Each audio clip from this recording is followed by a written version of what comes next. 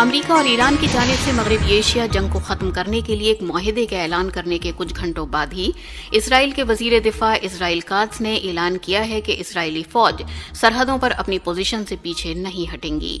اسرائیل کی سلامتی کی پالیسی کی بات کرتے ہوئے وزیر دفاع نے کہا کہ IDF اسرائیلی شہریوں کو تحفظ فراہم کرنے کے لیے لبنان، شام اور غزہ میں سلامتی زونز میں غیر معینہ مدت کے لیے تعینات رہے گی۔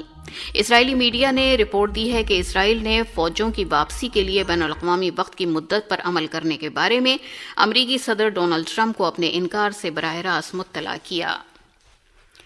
بھارت نے مغربی ایشیا میں لڑائی ختم کرنے اور آبنائے ہرمز کو کھولنے کے بارے میں امریکہ اور ایران کے درمیان مفاہمت کا خیر مقدم کیا ہے۔ آبنائے ہرمز ایک تنگ بحری راستہ ہے جسے عالمی تیل سپلائی کے 5ویں حصے کی نقل و حرکت کے لیے استعمال کیا جاتا ہے۔ ایک سوشل میڈیا پوسٹ پر وزیر اعظم نریندر مودی نے کہا کہ بھارت یہ امید کرتا ہے کہ اس مفاہمت پر عمل درآمد ہونے سے خطے میں امن و استحکام بحال کرنے میں مدد ملے گی اور بحری جہازوں کی بلا رکاوٹ آمد و رفت ہو سکے گی۔ امن کے اس معاہدے پر 19 جون کو سوئٹزرلینڈ میں دستخط کیے جائیں گے۔ امریکی صدر ڈونلڈ ٹرمپ کا کہنا ہے کہ اسلامی جمہوریہ ایران کے ساتھ سمجھوتا اب مکمل ہو گیا ہے۔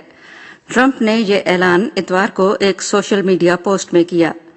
انہوں نے کہا، میں آبنائے ہرمز کو بلا محصول کھولنے اور اس کے ساتھ ہی امریکہ کی بحری ناکہ بندی کو فوری طور پر ہٹانے کی مکمل اجازت دیتا ہوں۔ دنیا کے بحری جہازوں اپنے انجن چلا دو، تیل کو گزرنے دو۔ پاکستان کے وزیر اعظم شہباز شریف نے کہا کہ امریکہ اور ایران کے درمیان امن سمجھوتا ہو گیا ہے۔ شہباز شریف نے پیر کی صبح ایک سوشل میڈیا پوسٹ میں کہا، ہمیں یہ اعلان کرتے ہوئے خوشی ہو رہی ہے کہ امریکہ اور اسلامی جمہوریہ ایران کے درمیان امن سمجھوتا طے پا گیا ہے۔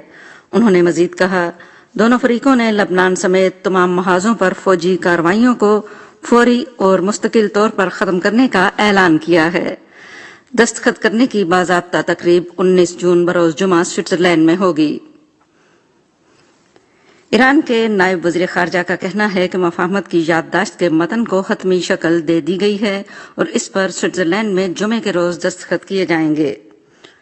کاظم غریب آبادی نے پیر کو سرکاری ذرائع ابلاغ کے توسط سے ایک بیان جاری کیا جس میں دعویٰ کیا گیا ہے کہ ایران نے جنگ میں بڑی کامیابیاں حاصل کی ہیں۔ غریب آبادی نے کہا کہ لبنان سمیت تمام محاذوں پر جنگ کے فوری اور مستقل خاتمے کے ساتھ ساتھ ایران کے خلاف امریکی بحری ناکہ بندی کا خاتمہ فوری طور پر نافذ العمل ہوگا۔ انہوں نے یہ بھی کہا کہ یادداشت کی باقی شقیں جمعے کو اس پر باضابطہ دستخط ہونے کے بعد نافذ ہوں گی۔ انہوں نے مزید کہا کہ دوسرے مرحلے کے دوران ایران کی جوہری ترقی اور ایران پر امریکی پابندیوں کے خاتمے پر بات چیت کی جائے گی جو 60 روزہ مذاکراتی دور ہے۔ کاظم غریب آبادی نے خبردار کیا کہ ایران کی مسلح افواج ہمیشہ ٹریگر پر انگلی دھرے رکھتی ہیں۔ جاپان کی وزیر اعظم تاکائچی سانائے نے امریکہ اور ایران کے درمیان مفاہمت کی یادداشت کے اعلان کا خیر مقدم کیا ہے۔ محترمہ تاکائچی نے پیر کی صبح ایک سوشل میڈیا پوسٹ میں کہا کہ یہ اعلان متعلقہ ممالک کی جانب سے سفارتی حل تلاش کرنے کی کوششوں اور مسلسل مذاکرات کا نتیجہ ہے۔ انہوں نے ثالث کے طور پر کام کرنے والے ممالک کی کوششوں کو سراہا۔ تاکائچی نے اس امید کا اظہار کیا کہ مفاہمت کی یادداشت پر مستقل مزاجی سے عمل کیا جائے گا اور آبنائے ہرمز کے ذریعے آزاد اور محفوظ جہاز رانی کو یقینی بنایا جائے گا۔ انہوں نے ایران کے جوہری پروگرام اور دیگر مسائل پر جلد از جلد حتمی معاہدہ طے پانے کی قوی امید کا اظہار۔ جاپان اور برطانیہ کے رہنماؤں نے اقتصادی سلامتی تعاون پر ایک مشترکہ اعلامیہ جاری کیا ہے جس میں اہم معدنیات کا احاطہ کیا گیا ہے۔ جاپانی وزیر اعظم تاکائچی سانائے نے اتوار کو لندن میں اپنے برطانوی ہم منصب کیئر سٹارمر سے ملاقات کی۔ سٹارمر کے ساتھ اپنی ملاقات کے آغاز میں تاکائچی نے کہا کہ جاپان اور برطانیہ سیکیورٹی سمیت کئی شعبوں میں تعاون کو گہرا کر رہے ہیں اور اس سطح تک پہنچ رہے ہیں جسے نصف اتحادی بھی کہا جا سکتا ہے۔ بعد ازاں وزرائے اعظم نے اقتصادی سلامتی تعاون پر مشترکہ اعلامیہ جاری کیا۔ دستاویز میں رہنماؤں کی جانب سے اہم معدنیات سمیت معاشی جبر اور من مانی برآمدی پابندیوں کے بارے میں شدید خدشات کا اظہار کیا گیا ہے۔ اعلامیے کے متن میں کہا گیا ہے کہ رہنما اہم معدنیات کی کان کنی، صفائی، پروسیسنگ، ریسائکلنگ اور انہیں ذخیرہ کرنے جیسے شعبوں میں G7 ارکان اور ہم خیال ممالک کے درمیان تعاون بڑھائیں گے۔ اعلامیے میں کہا گیا ہے کہ رہنما مشرق وسطیٰ میں جاری تنازعات کے درمیان خاص طور پر توانائی کی مسلسل فراہمی اور دباؤ کے باعث عالمی معیشت کے لیے بڑھتے ہوئے خطرات کو تسلیم کرتے ہیں۔ اس مسئلے کے بارے میں دستاویز پیداواری اور صارف ممالک کے درمیان ہم آہنگی کو یقینی بنانے کی اہمیت کی تصدیق کرتی ہے۔ اعلامیے میں سمندر میں ہوا سے بجلی پیدا کرنے پر تعاون بڑھانے کے منصوبوں پر بھی بات کی گئی ہے۔ تاکائچی اور اسٹارمر نے اپنی بات چیت کے دوران اس بات پر اتفاق کیا کہ وہ جاپان، برطانیہ اور اٹلی کے درمیان اگلی نسل کے لڑاکا طیارے تیار کرنے کے لیے مشترکہ پروگرام کو تیز کریں گے۔ مشرقی فرانس کے شہر ایوین میں گروپ آف 7 سربراہ اجلاس پیر سے شروع ہوگا۔ توقع ہے کہ اس کے ایجنڈے میں ایران اور یوکرین شامل ہوں گے۔ قطر اور متحدہ عرب امارات سمیت ممالک کے رہنما ممکنہ طور پر G7 کے شرکاء کے ساتھ مل کر ایران کے ارد گرد کی صورتحال پر تبادلہ خیال کریں گے۔ امکان ہے کہ یوکرینی صدر ولودیمیر زیلنسکی بھی اپنے ملک پر روسی حملے پر بات چیت میں G7 کے رہنماؤں کے ساتھ شامل ہوں گے۔ یوکرین سے متعلق موضوعات میں امن مذاکرات کی حمایت کرنے کا طریقہ شامل ہونے کی توقع ہے۔ فرانسیسی صدر ایمینوئل میکرون چاہتے ہیں کہ سربراہ اجلاس میں عالمی اقتصادی ترقی اور دولت کے تفاوت کو کم کرنے کو ترجیح دی جائے۔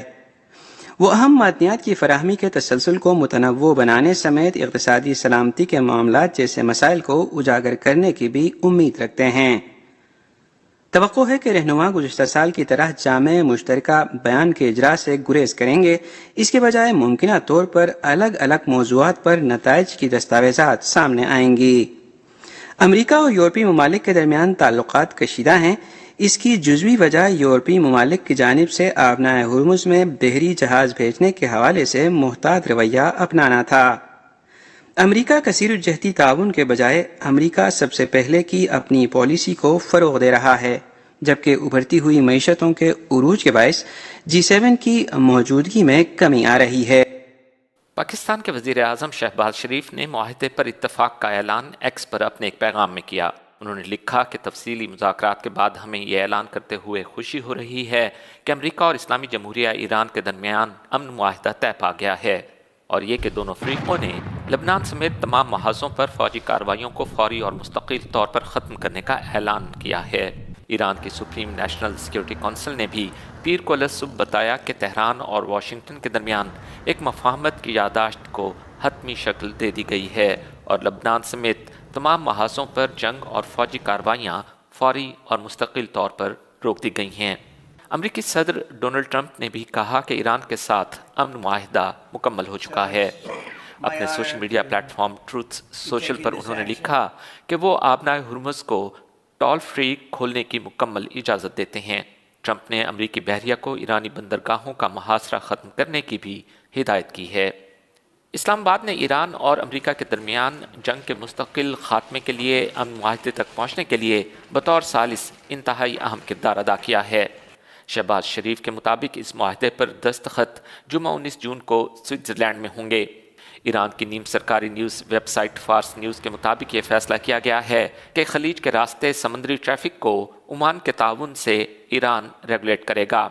تہران کی گلیوں میں ایرانی شہریوں کا رد عمل تاہم ممکنہ امن معاہدے کے حوالے سے محتاط رہا ہے۔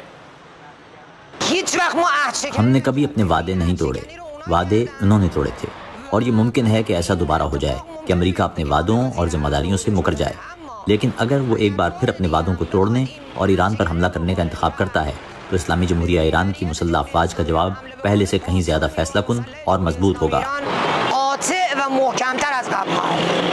انہوں نے ہمارے رہنما کو نشانہ بنایا ہے، انہوں نے تمام ریڈ لائنز عبور کر لی ہیں۔ ہمیں کوئی معاہدہ نہیں کرنا چاہیے۔ ہم نے کہا تھا کہ ہم بدلہ لیں گے، ہمارا بدلہ کہاں ہے؟